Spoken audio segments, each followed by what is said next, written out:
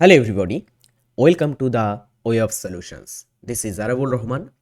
Students, তোমরা ইতিমধ্যে জেনে গেছো আমি কিন্তু সকাল 6টাতে তোমাদের জন্য নিয়ে আসছি দ্য ওয়ে অফ সলিউশন চ্যানেলে কারেন্ট অ্যাফেয়ার্স এবং জিকে প্রশ্ন উত্তরের ক্লাস, যেখানে আমরা খুব মডারেট লেভেলের জিকে প্র্যাকটিস করছি, সাথে সাথে কারেন্ট অ্যাফেয়ার্স প্র্যাকটিস করছি। দুটোই দেখার জন্য অবশ্যই চ্যানেলটিকে সাবস্ক্রাইব করে রাখো। একজন কম্পিটিটিভ এক্সাম এবং একজন কিন্তু তোমার পরীক্ষার্থী হিসাবে কারেন্ট অ্যাফেয়ার্স চর্চায় রাখলে তুমি কিন্তু অনেক কারেন্ট অ্যাফেয়ার্স অনেকে ভাবে পরীক্ষায় আসে না, তাহলে পড়ে কি করব। অনেকে ভাববে স্যার ডব্লিউপি কেপি পরীক্ষা হলো, সেখানে তো কারেন্ট অ্যাফেয়ার্স দিইনি। এইগুলো কিন্তু তোমাদের ইন্টারভিউতেও অনেক হেল্পফুল করবে, নিজেকে আপডেট করতে বা নিজেকে স্মার্ট করতে কিন্তু কারেন্ট অ্যাফেয়ার্স অনেক গুরুত্বপূর্ণ ভূমিকা পালন করে। সো অবভিয়াসলি বিভিন্ন পরীক্ষার জন্য like WBCS and rail SSC সমস্ত পরীক্ষার জন্য, সাথে সাথে অন্যান্য বিভিন্ন ক্ষেত্রে পরীক্ষার জন্য তোমরা এই সেশনটিকে প্রতিদিন কন্টিনিউ করো। আর শুধুমাত্র যে আমি এখানে কারেন্ট অ্যাফেয়ার্স প্র্যাকটিস করছি তা নয়, আমরা কিন্তু এখানে জিকে প্রশ্নোত্তর প্র্যাকটিস করছি। তো অবভিয়াসলি যারা নতুন আছো চ্যানেলটিকে সাবস্ক্রাইব করবে এবং আমাদের অন্যান্য চ্যানেলগুলোকে সাবস্ক্রাইব না করলে সাবস্ক্রাইব করতে কিন্তু ভুলবে না। দ্য TWS স্মার্ট এবং TWS একাডেমি চ্যানেল বলে আমাদের আরও দুটি কিন্তু চ্যানেল আছে। This is Arabul Rahman. চলো আজকের আমাদের 26 ডিসেম্বরের কারেন্ট অ্যাফেয়ার্স কি আছে দেখে নেব। সুপ্রিম কোর্ট সম্প্রতি কোন পর্বতমালার জন্য একটি অভিন্ন নীতিগত সংজ্ঞা নির্ধারণের নির্দেশ দিয়েছে? ইতিমধ্যে তোমরা এই জিনিসটা সোশ্যাল প্ল্যাটফর্মে এতক্ষণে দেখে নিয়েছো। হয়তো সোশ্যাল প্ল্যাটফর্মে খুব কিন্তু আমরা দেখতে পাচ্ছি সেভ আরাবল্লী হ্যাশট্যাগ কিন্তু বর্তমানে ট্রেন্ড করছে।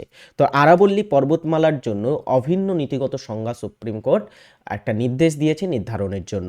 অলরাইট, ওকে, নেক্সট আমরা দেখব আরাবল্লী hills protecting ecology and ensuring sustainable development. যাই হোক, নেক্সট হচ্ছে 2025 সালের ডিসেম্বরে এলভি M3 M6 মিশনের মাধ্যমে উৎক্ষেপণ করা হয় কোন উপগ্রহটি? Recently ISRO Indian Space Research Organisation তার লঞ্চ ভেহিকেল LV-M3 M6 মাধ্যমে উৎক্ষেপণ করা হয়েছে ব্লু বার্ড ব্লক 2। এই ব্লু বার্ড ব্লক 2 একটু দেখে নিই আমরা। ISRO launched vehicle LV-M3 M6 carrying the United states, অর্থাৎ এই যে ব্লু বার্ড ব্লক, এটা কিন্তু আমেরিকার একটা উপগ্রহ, ঠিক আছে? আচ্ছা, United states next generation blue bird block 2 communication satellite, এটা একটা যোগাযোগ স্যাটেলাইট বা communication satellite of AST space mobile lifting of from the launch pad at the Satish Dhawan Space Center in Sriharikota in India's Andhra Pradesh, ভারতের অন্ধ্রপ্রদেশের শ্রীহরিকোটা থেকে এটাকে December মাসে কিন্তু উৎক্ষেপণ করা হয়েছে মহাকাশে। অলরাইট, নেক্সট বলা হচ্ছে it will provide 4G and 5G cellular broadband service directly to regular smartphones, অর্থাৎ সরাসরি রেগুলার স্মার্টফোনসে এটা কিন্তু 4G এবং 5G ব্রডব্যান্ড সেলুলার ব্রডব্যান্ড পরিষেবা প্রোভাইড করবে। 2025 সালের ডিসেম্বরে ভারত কোন দেশের সাথে অর্থনৈতিক সহযোগিতা বৃদ্ধির লক্ষ্যে FTA বা ফ্রি ট্রেড এগ্রিমেন্ট সম্পন্ন করেছে? আমরা দেখেছি 2025 সালে জুন জুলাই মাসের দিকে কিন্তু আমাদের ভারত ইউকে বা ইউনাইটেড কিংডমের সাথে আমরা দেখব কি একটা ফ্রি ট্রেড এগ্রিমেন্ট স্বাক্ষর করেছিল। ফ্রি ট্রেড এগ্রিমেন্ট মানে কি? এর মাধ্যমে বিভিন্ন দুটো দেশের মধ্যে যে দ্বিপাক্ষিক যে ট্রেড, সেটা কিন্তু শুল্কমুক্ত করার চেষ্টা করা হয়, অ্যান্ড এর মাধ্যমে কিন্তু দুটো দেশের মধ্যে বাণিজ্য বৃদ্ধি করা হয়ে থাকে। সো ফ্রি ট্রেড এগ্রিমেন্ট আমরা দেখব আমাদের মিড 2025-এ ইউকের সাথে হয়েছিল বা ইউনাইটেড কিংডমের সাথে হয়েছিল। কিয়ার স্টামার তাদের প্রধানমন্ত্রী স্বাক্ষর করেছিল চুক্তি with the Narendra Modi. And আমরা দেখব রিসেন্টলি নিউজিল্যান্ডের সাথেও কিন্তু ফ্রি ট্রেড এগ্রিমেন্ট চুক্তি স্বাক্ষরিত হয়েছে।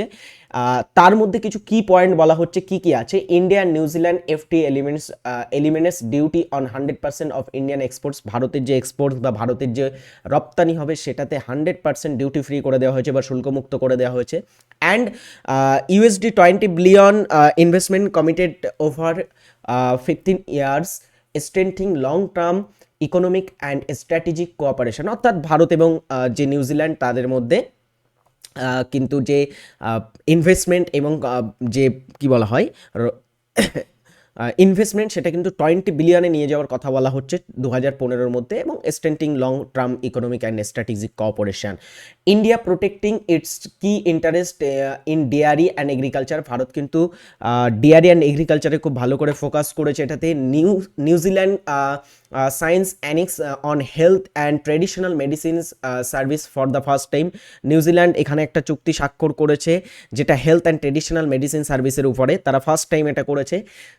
Students mobility and post study work visa for STEM graduates skill and professional, মানে যারা স্টুডেন্টস ভারত এবং নিউজিল্যান্ডের একে অপর অন্য দেশে যারা যাবে তাদের ভিসা আরও সহজ করার জন্য কিন্তু চুক্তি স্বাক্ষর হয়েছে এখানে।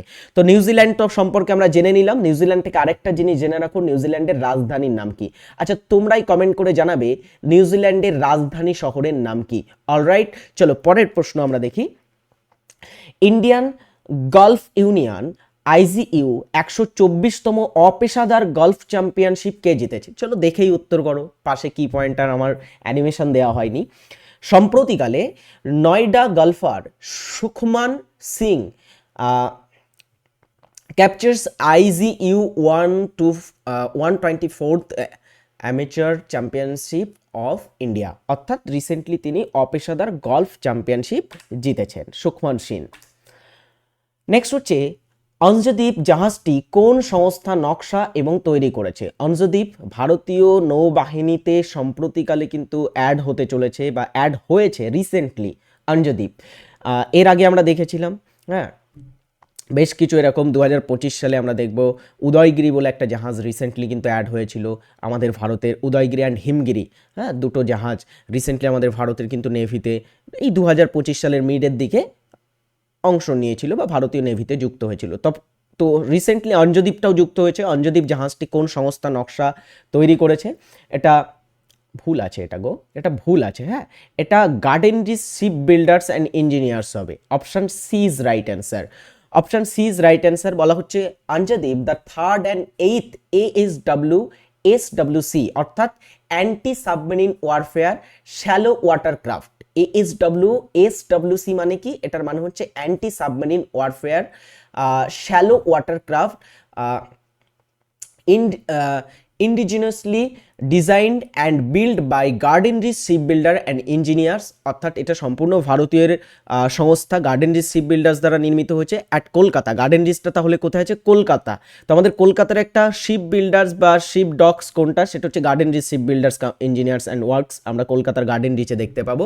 ওয়াজ delivered to the Indian Navy on 22 December 2025 at Chennai. এটা চেন্নাই কিন্তু ডেলিভার করা হয়েছে। পরেরটা দেখব, প্রতি বছর কোন তারিখে জাতীয় কৃষক দিবস পালিত হয়ে থাকে? জাতীয় কৃষক দিবস, ন্যাশনাল ফার্মার্স ডে বা জাতীয় কৃষক দিবস প্রতি বছরে এটা কিন্তু আমরা দেখব 23শে ডিসেম্বর পালিত হয়ে থাকে, 23শে ডিসেম্বর। আচ্ছা, the day honors the contribution of farmer to the nation's grow and development, অর্থাৎ আমাদের যারা ফার্মার বা কৃষকরা আছেন, তোমরা নিশ্চয়ই জানো কৃষক, আমাদের ভারত হচ্ছে কৃষি প্রধান দেশ। ভারতে কৃষকরাই কিন্তু প্রচুর পরিমাণে কন্ট্রিবিউশন দিয়ে থাকে আমাদের ভারতের অর্থনীতিতে। সো তাদের স্মরণে বা তাদের সম্মানার্থে এটা পালন করা হয়। This day marks the birth anniversary of former prime minister Chaudhary Charan Singh prime minister, তার জন্মদিনে এটা পালন করা হয়ে থাকে। Renowned for the deep understanding of rural issue and unwavering advocacy and farmer welfare, অর্থাৎ তার যে আমাদের ভারতের অর্থনীতিতে গভীর যে চিন্তাভাবনা, তার যে তিনি যে রিয়াল ইস্যু নিয়ে যে গবেষণা করেছেন বা রিয়াল ইস্যু নিয়ে যে কাজ করেছেন, তার উপরেই কিন্তু এটাকে তার স্মরণে এই দিনটা রাখা হয়েছে। তো চৌধুরী চরণ সিং সম্পর্কে আরেকটা জিনিস জেনে রাখতে হবে, সেটা হচ্ছে তিনি কিন্তু রিসেন্টলি 2024 সালে ভারতরত্ন পুরস্কার পেয়েছিলেন ভারত সরকারের কাছ থেকে। ওকে, আচ্ছা, যারা এখনো ক্লাসে লাইক করোনি তারা কিন্তু সকলে দ্রুত ক্লাসে একটা করে লাইক করে ফেলো, ফার্স্ট লাইক করো। অলরাইট, দ্রুত একটা করে লাইক করে ফেলো। ড্যাডি স্টুডেন্টস, তোমাদের কাছে একটা রিকোয়েস্ট থাকবে। পরের প্রশ্নে আমরা আসবো। পরের প্রশ্ন কি বলা হচ্ছে, পরের প্রশ্ন, সম্প্রতি প্রয়াত প্রখ্যাত সাহিত্যিক বিনোদ কুমার শুক্লা 2025 সালে কোন পুরস্কারে সম্মানিত হয়েছিলেন? রিসেন্টলি প্রয়াত হয়েছেন, সম্প্রতি প্রয়াত হয়েছেন বিনোদ কুমার শুক্লা। সেই বিনোদ কুমার শুক্লা তিনি, ডিয়ার স্টুডেন্টস, বিনোদ কুমার শুক্লা তিনি কোন পুরস্কার পেয়েছিলেন? রিসেন্টলি জ্ঞানপীঠ পুরস্কার পেয়েছিলেন। কতই? 2025 সালেই কিন্তু জ্ঞানপীঠ পেয়েছিলেন। অলরাইট, আচ্ছা, জ্ঞানপীঠ ভারতের সর্বোচ্চ সাহিত্য পুরস্কার। Binod Kumar Shukla died from interstitial lung disease and pneumonia at AIIMS Raipur এমসে তিনি মারা গেছেন রিসেন্টলি 23শে December 2025 at the age of 88, অর্থাৎ 88 বছর বয়সে Vinod Kumar Shukla was recently honoured with the prestigious Jnanpith award. 2025-এ আমরা দেখেছি তিনি প্রেস্টিজিয়াস জ্ঞানপীঠ অ্যাওয়ার্ড পেয়েছিলেন। এছাড়া তার আগে তিনি একবার কিন্তু হি ওয়াজ অনার্ড উইথ দ্য সাহিত্য academy award for the novel মানে এখানে কি বলা হচ্ছে, নোভেল মানে হচ্ছে উপন্যাস, দিওয়ার মে এক খিড়কি বা দিওয়ার মে এক খিড়কি রহতি থি, এরকম একটা উপন্যাসের জন্য তিনি সাহিত্য একাডেমি পুরস্কারও পেয়েছিলেন। তো রিসেন্টলি তিনি কিন্তু প্রয়াত হয়েছেন।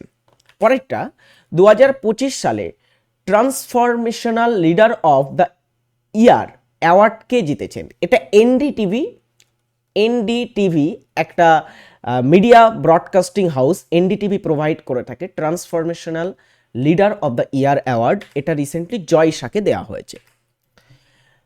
National cricket council chairman, international cricket council chairman বা ICC chairman Jay Shah has been awarded NDTV Transformational Leader of the Year for the remarkable contribution to the sport. তার স্পোর্টস বা ক্রীড়া জগতে অবদানের জন্য কিন্তু তাকে এই পুরস্কারটি দেওয়া হয়েছে ফ্রম দ্য এনডিটিভি। 2025 সালে ফিফা পুরুষ প্লেয়ার অফ দ্য ইয়ার কে হন? ফিফা পুরুষ player of the year.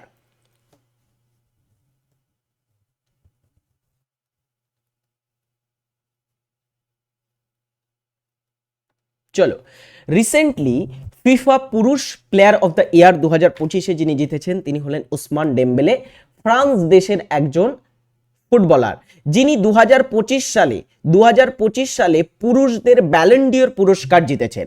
Ballon ডি'র পুরস্কারটি ফরাসি ম্যাগাজিন কর্তৃক প্রোভাইড করা হয়ে থাকে বা ফরাসি একটা ম্যাগাজিন কোম্পানি দিয়ে থাকে। সেই ব্যালন ডি'র 2025-এ তিনি কিন্তু জিতেছেন। বলা হচ্ছে the best FIFA football award 2025 were handed out in Doha, অর্থাৎ এটা দোহায় আয়োজিত হয়েছিল বা দোহাতে দেয়া হয়েছে। যাই হোক, ব্যালন ডি'র winners Ousmane Dembele and Aitana Bonmati took the top honours. তারা দুজনে কিন্তু পেয়েছে মহিলাদের ক্ষেত্রে the receiving the best FIFA men's player and the best FIFA women's player award respectively. তারা কিন্তু এটা জিতেছেন রিসেন্টলি আমরা দেখব, বা তারা কিন্তু পেয়েছেন। ওসমান ডেম্বেলে ফ্রান্স দেশের আর আইতানা বনমাটি স্পেন দেশের। আচ্ছা, এখান থেকে একটা ছোট্ট তথ্য বলি, এরা দুজনেই কিন্তু এই বছরে ব্যালন ডি'র জিতেছে, একজন পুরুষ বিভাগে একজন মহিলা বিভাগে। 2025 সালে প্রস্তাবিত বিকশিত ভারত জি রামজি অ্যাক্ট 2025 বিলটি কোন কর্মসংস্থান আইনকে প্রতিস্থাপিত করেছে? খুব দারুণ একটা কোশ্চেন, এটা আপকামিং আমাদের পরীক্ষাতে কিন্তু দিতে পারে।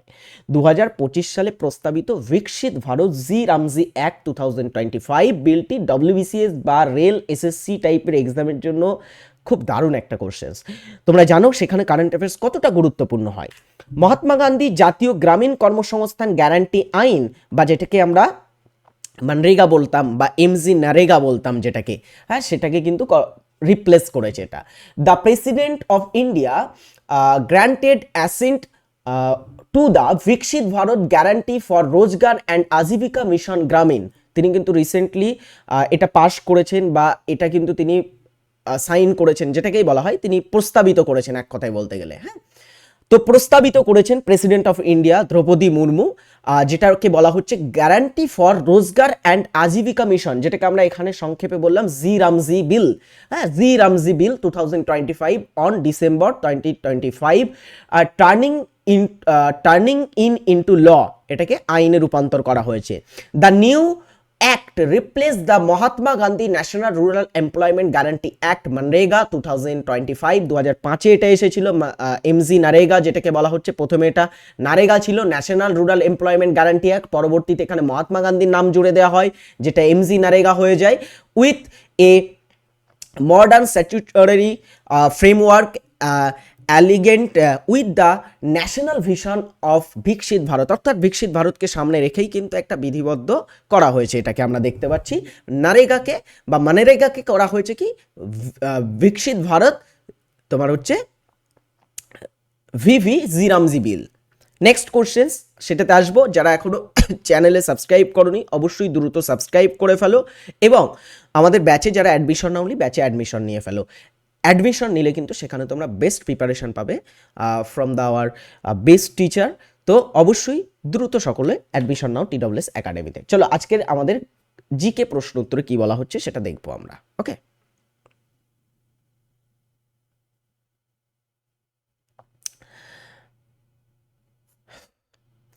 কেন্দ্রীয় তালিকায় কয়টি বিষয় আছে? সপ্তম তফসিল, ভারতের সংবিধানের সপ্তম তফসিলে আমরা জানি সপ্তম তফসিলে ক্ষমতার বন্টন হয়েছে। ভারতের সংবিধানের কোন তফসিলে ক্ষমতার বন্টন হয়? সপ্তম তফসিলে ক্ষমতার বন্টন হয়েছে। এখানে কেন্দ্রীয় তালিকায় 100টি বিষয় আছে। কেন্দ্রীয় তালিকায় যেমন আমি কয়েকটা বিষয় বলি, যেমন নাগরিকত্ব, নাগরিকত্বের বিষয়। আর কি বিষয় আছে? নাগরিকত্ব ছাড়া আমাদের যে যুদ্ধ, হ্যাঁ, চুক্তি, চুক্তি, দেশের সীমানা, দেশের যে সীমানা আছে, এই যে বিষয়গুলো আছে এই বিষয়গুলো কিন্তু কেন্দ্রীয় তালিকার মধ্যে আসে। এরকম 100টি বিষয় আছে কেন্দ্রীয় তালিকার মধ্যে। ভারতের কোন শহরকে প্যারাডাইস অফ বোটানিস্ট বা উদ্ভিদ বিজ্ঞানীদের স্বর্গ বলা হয়, বা উদ্ভিদ বিজ্ঞানীদের স্বর্গ হিসাবে পরিচিত কোন শহরটি? বা কোন, এখানে শহর নয় অ্যাকচুয়ালি, কোন রাজ্যটি? এখানে রাজ্য আছে অরুণাচল প্রদেশ, কেরালা, উত্তরাখণ্ড, সিকিম। অরুণাচল প্রদেশ ভারতের প্যারাডাইস অফ বোটানিস্ট বা উদ্ভিদ বিজ্ঞানীদের স্বর্গ হিসাবে পরিচিত। এছাড়া অরুণাচল প্রদেশের আরো অন্য নিকনেমগুলো একটু জেনে রাখো। অন্য বিভিন্ন নামে এটাকে ডাকা হয়, যেমন দ্য স্টেট অফ অর্কিড, অর্থাৎ orchid state of India. India orchid city নয় কিন্তু, অর্কিড সিটি বলা হয়ে থাকে কালিম্পংকে, অর্কিড স্টেট বলা হয়ে থাকে অরুণাচল প্রদেশকে। আরেকটা এখানে নিকনেম আমরা দেখব দেওয়া হয়ে থাকে অরুণাচল প্রদেশকে, যেহেতু এটা ভারতের পূর্বতম রাজ্য, এখানেই কিন্তু ভারতের প্রথম সূর্য ওঠে, তো এই কারণে এটাকে বলা হয় the land of rising sun, the land of rising sun of India, অর্থাৎ ভারতের যেখানে প্রথম সূর্য ওঠে সেটাকে বলা হচ্ছে the land of rising sun, Arunachal প্রদেশকে বলছি আমরা। অন্তরিক্ষ প্রয়োগশালা উদ্যোগটি ভারতের কোন ঐতিহাসিক লক্ষ্য বা ভিশনের সাথে সামঞ্জস্যপূর্ণ?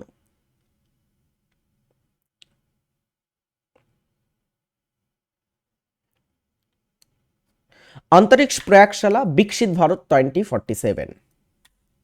ভারতের নীল বিপ্লবের জনক কাকে বলা হয়? বিভিন্ন বিপ্লব, যেমন নীল বিপ্লব কিসের সাথে যুক্ত? নীল বিপ্লব, বিভিন্ন বিপ্লব বিভিন্ন কৃষি পণ্য বা বিভিন্ন তোমার হচ্ছে পণ্যের সাথে যুক্ত। যেমন নীল বিপ্লব যুক্ত হচ্ছে মাছ চাষের সাথে, মাছ চাষের সাথে যুক্ত হচ্ছে নীল বিপ্লব।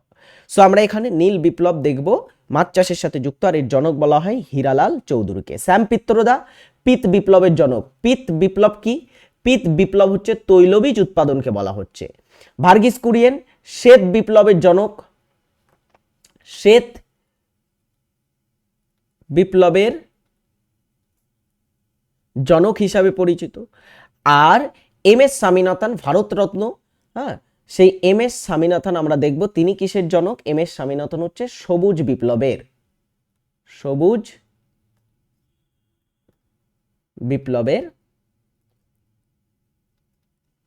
জনক হিসাবে পরিচিত। ক্লিয়ার? চলো পরেরটা দেখি। কাকে নিগ্রন্থ নটপত্র হিসাবে উল্লেখ করা হয়েছে?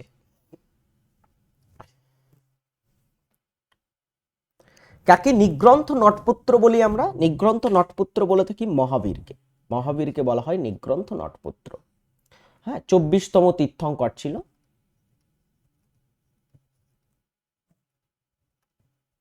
24তম তীর্থঙ্কর। নেক্সট, বিশ্বের একমাত্র ভাসমান জাতীয় উদ্যান কেইবুল লামজাও ভারতের কোন হ্রদে অবস্থিত? কেইবুল লামজাও বিশ্বের একমাত্র ভাসমান জাতীয় উদ্যান মণিপুরে আছে। মণিপুরে অবস্থিত কেইবুল লামজাও জাতীয় উদ্যান। এটা মণিপুরে তো অবস্থিত। এখন এখানে কোন হ্রদটা মণিপুরে আছে? উলার হ্রদ, ডাল হ্রদ আমরা দেখব, দুটোই কিন্তু জম্মু কাশ্মীর কেন্দ্রশাসিত অঞ্চলে অবস্থিত আছে। জম্মু ও কাশ্মীরে আছে। আচ্ছা, লোকটাক হ্রদ হচ্ছে মণিপুরে, চিল্কা হচ্ছে ওড়িশাতে আছে, ভারতের সব থেকে বড় উপহ্রদ। আচ্ছা, লোকটাক হ্রদ এখানে রাইট অ্যান্সার, যেখানে আমরা কেইবুল লামজাও জাতীয় উদ্যান দেখতে পাবো, একমাত্র ভাসমান জাতীয় উদ্যান। IAEA, international atomic energy agency যেটাকে বলা হচ্ছে, তো ইন্টারন্যাশনাল অ্যাটমিক এনার্জি এজেন্সি এর সদর দপ্তর বা হেডকোয়ার্টার কোথায় অবস্থিত? আইএইএ, ইন্টারন্যাশনাল অ্যাটমিক এনার্জি এজেন্সির সদর দপ্তর ভিয়েনাতে অবস্থিত, অস্ট্রিয়া। অস্ট্রিয়ার ভিয়েনাতে আরও বেশ কিছু সংস্থার সদর দপ্তর আছে, যেমন UNIDO, United Nations Industrial, United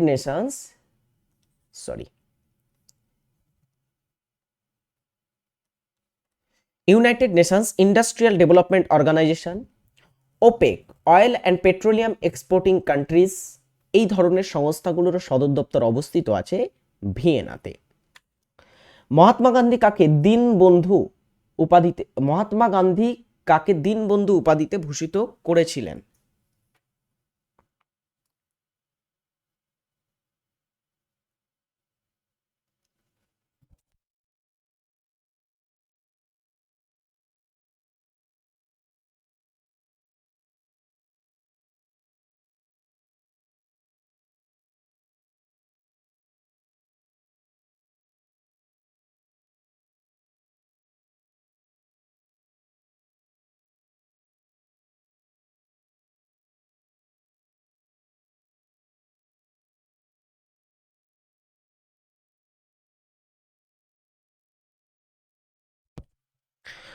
সঠিক উত্তর সিএফ অ্যান্ড্রুজ কে দীনবন্ধু বলা হতো, সিএফ অ্যান্ড্রুজ।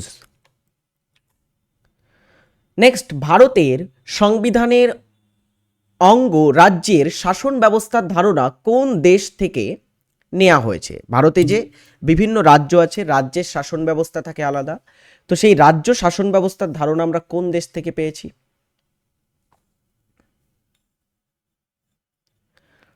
রাজ্যের শাসন ব্যবস্থার ধারণা পাওয়া গেছে আমেরিকা যুক্তরাষ্ট্র থেকে, ইনক্লুডিং আরও বেশ কিছু জিনিস আমরা আমেরিকার যুক্তরাষ্ট্র থেকে পেয়েছি, যেমন মৌলিক অধিকার, তারপরে প্রস্তাবনার ধারণা, আর কি পেয়েছি আমরা আমেরিকা থেকে যুক্তরাষ্ট্র কাঠামোর ধারণা পেয়েছি, তাই তো? আমাদের ভারত যে যুক্তরাষ্ট্রের কাঠামোর ধারণা আমেরিকা থেকে পেয়েছি। আর কি পেয়েছি আমেরিকা থেকে বলো? সুপ্রিম কোর্ট এবং হাইকোর্টের বিচারপতিদের অপসারণ পদ্ধতির ধারণাও আমরা আমেরিকা থেকে পেয়েছি। কম্পিউটার কিবোর্ডে QWERTY, কুয়ের্টি, এই যে লেট আউটটি কে উদ্ভাবন করেছিলেন? মানে আমরা দেখব কম্পিউটারে তো সোজাসুজি ABCD এরকম থাকতে পারতো, ABCD এইভাবে তো থাকতে পারতো কিবোর্ডে, তো এখানে প্রথমে কিউ কেন আসে? কম্পিউটারে প্রথম আমরা দেখব ওয়ার্ডে কিউ কেন আসে, QWERT, হ্যাঁ, ওয়াই, এই শব্দগুলো আসে। এটা আবিষ্কার করেছিলেন ক্রিস্টোফার সোলস, এটা তিনি লেখার সুবিধার্থে কিন্তু করেছিলেন। তো ক্রিস্টোফার সোলসকে অনেক সময় বলা হয়, তিনি অনেক সময় যে আধুনিক টাইপরাইটার, সেই টাইপরাইটার্সের জনক হিসাবে পরিচিত। টাইপরাইটার্স এর জনক কাকে বলা হয়ে থাকে? ক্রিস্টোফার সোলসকে বলা হয়।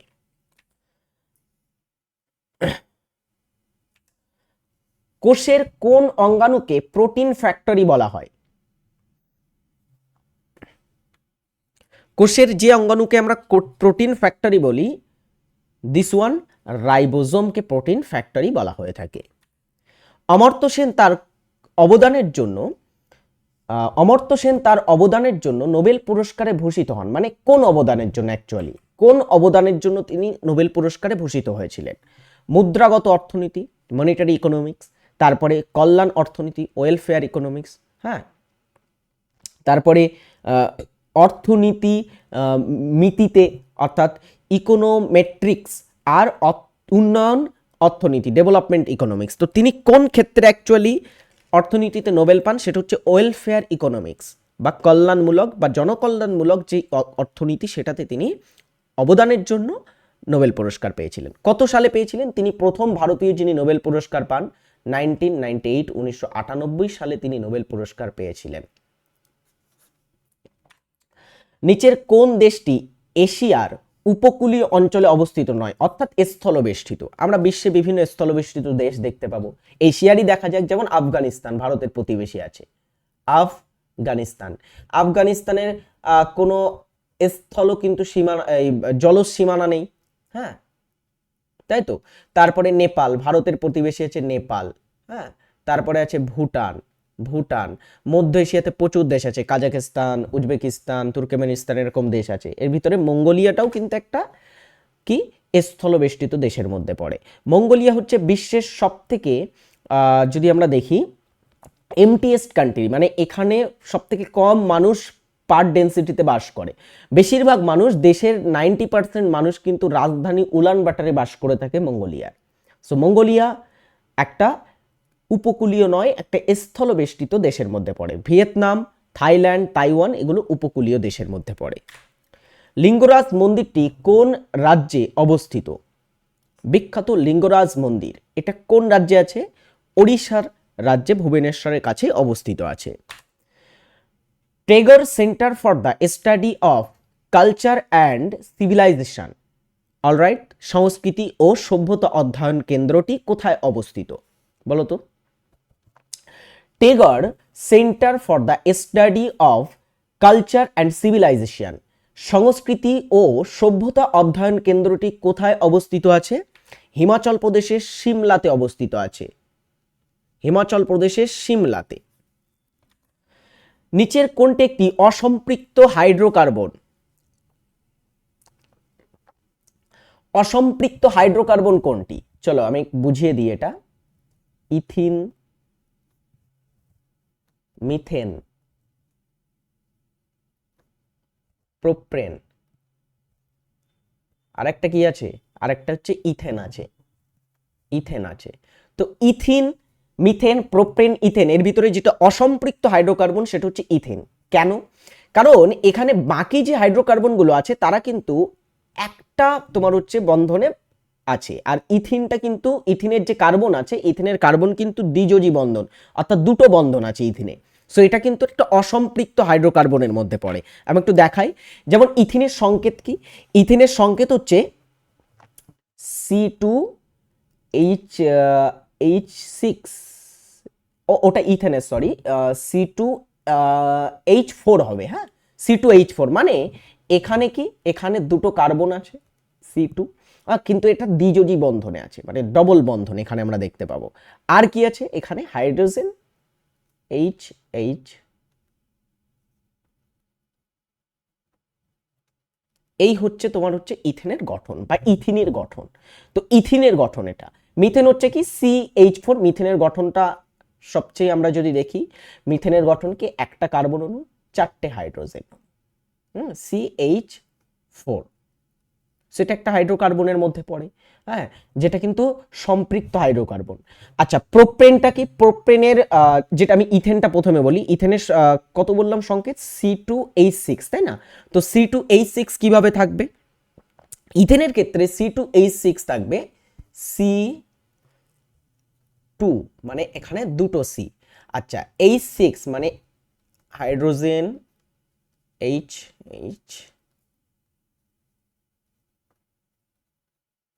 ওকে, এই হচ্ছে ইথেন। আচ্ছা, প্রোপেনটা কি? প্রোপেনের গঠনটা একটু কঠিন, প্রোপেনের গঠনটা একটু কঠিন। কেমন আমরা একটু দেখব, সেটা হচ্ছে প্রোপেন হচ্ছে C3H8, C3H8। তো এখানে C3 মানে হচ্ছে C, অ্যান্ড সি। অলরাইট, তো কার্বন থাকছে এখানে, এরা কিন্তু একযোজী বন্ধনে আছে। আর সাথে সাথে আমরা দেখব কি হাইড্রোজেন অণু। Alright,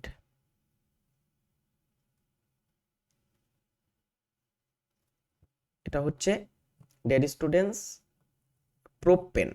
propane, alright. তো এগুলো হচ্ছে কি প্রোপেন, মিথেন, ইথেন। এর ভিতরে ইথিনটা কি, ইথিনে এখানে কিন্তু ডবল বন্ধন থাকে, এখানে আমরা দেখতে পাবো। এই কারণে হচ্ছে এটা অসম্পৃক্ত হাইড্রোকার্বন। চিপকো আন্দোলন কোথায় শুরু হয়েছিল? 1973, 1973 সালে চিপকো মুভমেন্ট শুরু হয়েছিল।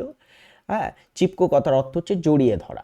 তো এটা গাছ কাটার বিরুদ্ধে কিন্তু এই চিপকো মুভমেন্টটা শুরু হয়েছিল হিমালয় পাদদেশে উত্তরাখণ্ডে।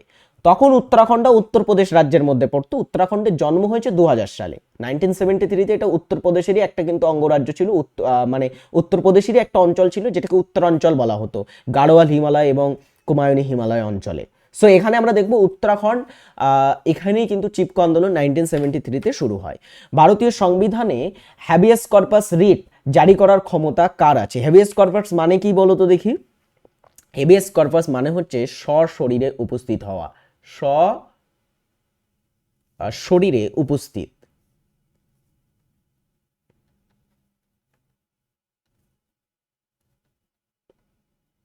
সশরীরে উপস্থিতকে আমরা বলছি কি হেবিয়াস কর্পাস। তো হেবিয়াস কর্পাস এই যে লেক, এই লেকটা জারি করতে পারে সুপ্রিম কোর্ট, হাইকোর্ট উভয়ই। সুপ্রিম কোর্ট ধারা 32 অনুসারে আর হাইকোর্ট ধারা 226 অনুসারে, তাই তো? মুঘল আমলে উৎপাদিত প্রধান রপ্তানি পণ্য কি ছিল? মানে মুঘল আমলে কোনটা প্রধানত রপ্তানি করা হতো? শুধু মুঘল নয়, ভারতে আগাগোড়ে একটা পণ্য খুবই রপ্তানি করা হতো, সেটা হচ্ছে মশলা। মশলাটা আমরা দেখব সেই প্রাচীন যুগ থেকে রপ্তানি করা হয়। কিন্তু আরেকটা জিনিস, সেটা হচ্ছে কার্পাস বা বয়ন শিল্পে কিন্তু আমাদের ভারত এখনো, আমরা যদি এখনো দেখি বিশ্বের মধ্যে সব থেকে লিডিং যদি একটা এক্সপোর্টার থাকে বস্ত্রের বা কার্পাস বয়ন শিল্পের যে প্রোডাক্ট, সেটার লিডিং পুরো বিশ্বের মধ্যে একটা যদি এক্সপোর্টার থাকে সেটা হচ্ছে ইন্ডিয়া। তো সুতি বস্ত্র এখানে রাইট অ্যান্সার হচ্ছে। এর ভিতরে মশলা থাকলে মশলাটাও হতো, মশলাও কিন্তু রপ্তানি হতো। সেই মশলার লোভেই তো তোমার হচ্ছে পর্তুগিজ ট্রেডাররা ভারতে এসেছিল, তাই না? স্ফীতি উপত্যকা ভারতের কোন রাজ্য বা কেন্দ্রশাসিত অঞ্চলে অবস্থিত আছে? স্ফীতি উপত্যকা কোন রাজ্য কেন্দ্রশাসিত অঞ্চলে আছে? সেটা হচ্ছে হিমাচল প্রদেশ আছে স্ফীতি উপত্যকা। চলো, আজকের ক্লাসটা আমি এখানেই শেষ করছি। ক্লাসটা কেমন লাগলো অবশ্যই কমেন্ট করে জানাবে। নেক্সট ক্লাসে দেখা হোক তোমাদের সাথে একটি নতুন পর্ব নিয়ে। আমি নতুন নতুন কারেন্ট অ্যাফেয়ার্স শুরু করছি, তো আমার একটুখানি প্রবলেম ফেস করতে হচ্ছে। সো আশা করব তোমাদেরও কোনো অসুবিধা হচ্ছে না। আমি একটু নতুন নতুন, মানে আমি প্রথমবারের জন্য কারেন্ট অ্যাফেয়ার্সগুলো করছি। সো মেবি কোনো অসুবিধা নেই, আমি আস্তে আস্তে ঠিক করে নেব এবং গুছিয়ে নেব বাকি ক্লাসগুলোর মতোই। তো আশা করব ক্লাসটা খুব ভালো লেগেছে এবং কোশ্চেন অ্যান্সারগুলো আশা করব খুব তোমরা এই কোশ্চেন অ্যান্সারগুলো একটু খাতায় টুকবে এবং পরীক্ষার হলে এই ধরনের কোশ্চেন অ্যান্সার আসলে কিন্তু তোমরা একদমই ফাটাফাটি পরীক্ষা দেবে। সো অবশ্যই প্রতিদিনের ক্লাসটা দেখবে, প্রতিদিনের ক্লাস কিন্তু মিস করা যাবে না। আজকের ক্লাসটা আমি এখানেই শেষ করছি। ক্লাসটা কেমন লাগলো কমেন্ট করে অবশ্যই জানাবে। আর আমাদের সোশ্যাল প্ল্যাটফর্মে ফলো না করলে অবশ্যই কিন্তু ফলো করে দেবে। Tata, take care, by.